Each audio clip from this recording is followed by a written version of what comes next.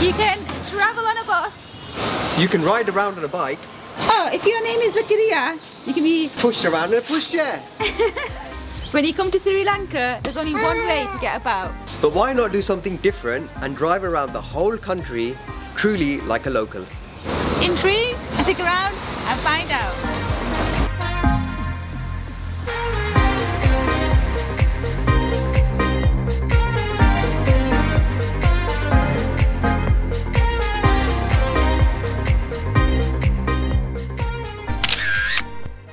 After a crazy couple of days in Colombo, we arrived here late last night in Kandy. Kandy Town. And you know what? I'm actually really surprised with how green it is. The weather is absolutely amazing here, and you know what? It's just really, really fresh. We're staying at an Airbnb run by two locals called Irfan and Yani, and the place is absolutely amazing. Wait, we've got Zakariya running. Come back. Come back. As you can see, the place is really, really spacious.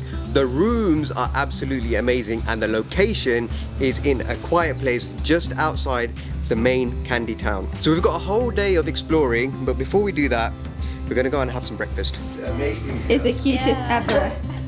Thank you, my lovely.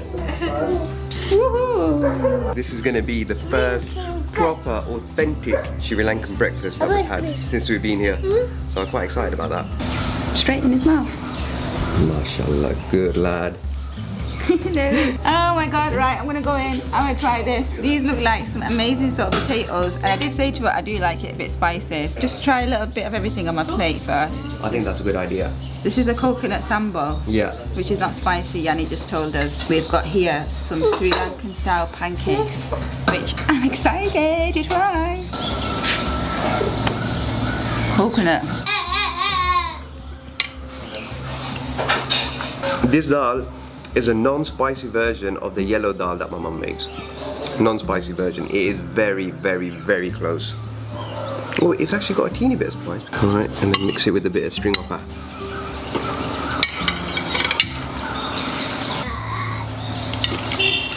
That potato is really tasty, and it's not spicy. I think we give Zakariya some. Wow. Zakariya, is it a yes from you? I think I've had the coconut sambal before, to be fair. I'm just going to try it on its own. Mmm. Savoury coconut mixed with the string hopper and the dal is going to be nice.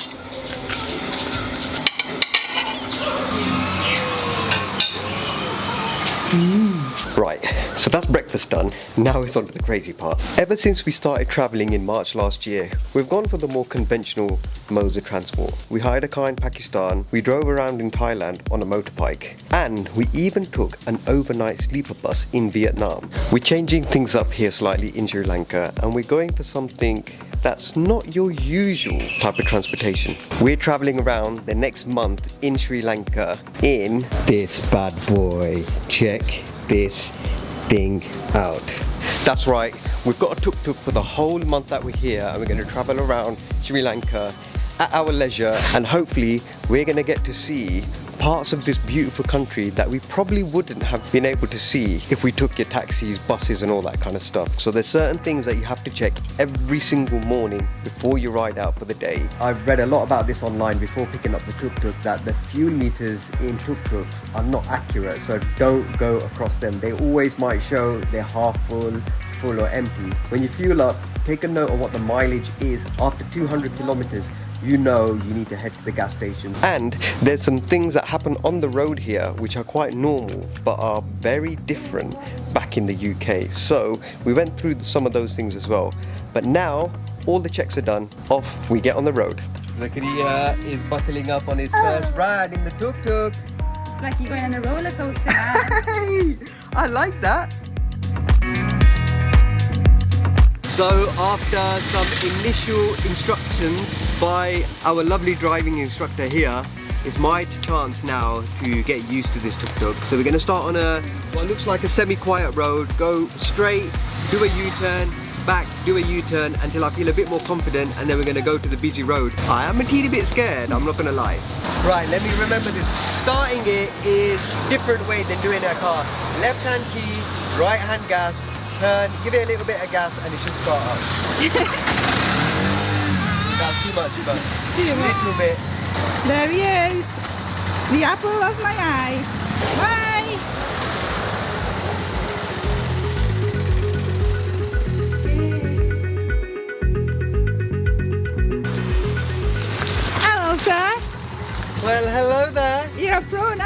are you? We went into third. Yay! You know what? After a few more tries, I think I'll get used to it. I've mastered, I think, first gear. Second gear, getting there. I just want to practice going neutral, up, shift down. I think we'll be okay, yeah? Yeah. All right, let's go. He's doing a U-turn right now. Check this out. Woo, he's getting a round of applause. Slow. Whoa, that is a sick turn. So we are all on our own now after, I'd say, about a couple of hours worth of driving lessons. I do feel confident, but the first time going on your own is a bit scary, but this is the real test now. Thank you very much. The guys were absolutely amazing at Tuktuk rental, like literally 2 hours worth of driving lessons, and still asking if I'm confident, if I need more, but I think we're good to go. Okay. Thank you, bro. Thank you very much, man. Wow, so the first place we have arrived is here at the Botanical Gardens, and oh my god, it's absolutely insane. I didn't expect it to be this huge. So, this park is, as Nadia said, actually massive. When we saw Botanical Gardens, I thought it might be just a little teeny park with a few flowers, and that's what it is, because that's what I've experienced so far every time we go to Botanical Gardens. But this place is 147 acres big, like 147? 147 acres. Loads of different avenues here within the park. You've got the double coconut avenue, which are these big, massive palm trees with coconuts. Freaking, I've never seen the size of them before. You've got, I think, over 4,000 species that are cultivated here. That's a lot. Wow, look at the size of these bamboos. They are huge. I thought in Vietnam was the tallest bamboo tree that we've ever seen, but I think here in Sri Lanka, they are very, very tall.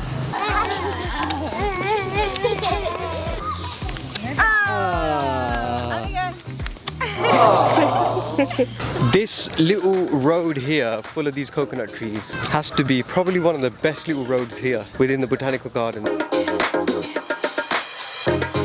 We are about to go on a dangerous bridge. The maximum number of people can go on this bridge at any one time is 6, and there's no shaking allowed, so Irfan, don't even try it. So that suspension bridge was a teeny bit scary. More than 6 people on there at one point. I swear there was probably about 13, 14 people. So yeah, it looks like the health and safety rules are not really followed that much here. But I've just seen a sign for the flying fox bats, and I think they reside around here, or this part of Sri Lanka. So it's quite interesting. I haven't really spotted any about. I do remember when we were in the Philippines during sunset, hundreds and hundreds of bats came flying out of a cave, almost like as if Batman was arriving. Maybe if you're here at sunset, you might see the bats. Who knows? Let us know in the comment section below if you've been here during sunset time. Do all the bats leave, and do you see them flying across the sky? So guys, the weather is not on our side since we've arrived here in Kandy. We were planning on walking around the lake and doing a few of the stops, but it literally is chucking it down. So we decided to get an early dinner. We are here now at Balaji Dosa, which was recommended by our Airbnb host. The portion sizes are very good. Let's see. That is good. That is spicy. Woo. And I got good old chapati which Zakariya can have, I think, as well. Nice. The food is really, really nice. The dosa is pretty decent. I was told it wasn't spicy, but Zakariya was crying his eyes out. Food isn't too bad, I'd say. Normally you're good at your spices, but you don't like it today, do you? It's very spicy, isn't it? So guys, we have made it here to the big Buddha statue here in Kandy. We didn't know this place existed, but oh my god, it's definitely worth a visit because the views from here are absolutely incredible. So the entrance to the Buddha statue costs 300 rupees each, which actually isn't too bad, and it's probably about a 10-minute tuk-tuk ride from Kandy Town. Why haven't I thought of that before? Anyway, it's a nice little open area with a big, massive white Buddha statue, which is actually quite impressive. You do have to leave your shoes outside, so you can either leave them in your car or a little area just before the entrance where you give a little donation box and someone will look after them. I gave 100 rupees donation because that's what the tuk-tuk driver said is acceptable, but you can give as much or as little as you want. We've just been told that you can go up these stairs and you can see a full view of Kandy, so let's go. You can just see the back of the Buddha's head right there. Made it to the top, guys! Oh my gosh, it's quite scary. I would definitely recommend recommend going to the top, but it's very windy. We're gonna go grab something to eat now, I think, and we're gonna go to one of our favourite restaurants here in Kandy. It's been our go-to place. So after a nice lovely spot of late lunch at the Kandy Muslim Hotel, we're gonna go and check out a cultural dance. We are a bit late, but let's see if we can still get in. So it looks like you got to go through some kind of security entrance. So we have looked at this guy who's literally rushing us along. I don't know where he's taking us. No one does anything for free, do they? Nope. Let's see if we get to see this cultural dance for free or not. Come on, honey bunny. Come on, honey bunny. Okay, we're going through some kind of exit now, thank you. And we are coming out from this entrance now, which should take us to the Kandian dance. Every person in Kandy said, you must come here and you cannot miss it. So, let's see if it's worth it. Let's see, I'm excited to see these people dancing. You go, I came, you go. He's gonna help Nadia. Okay.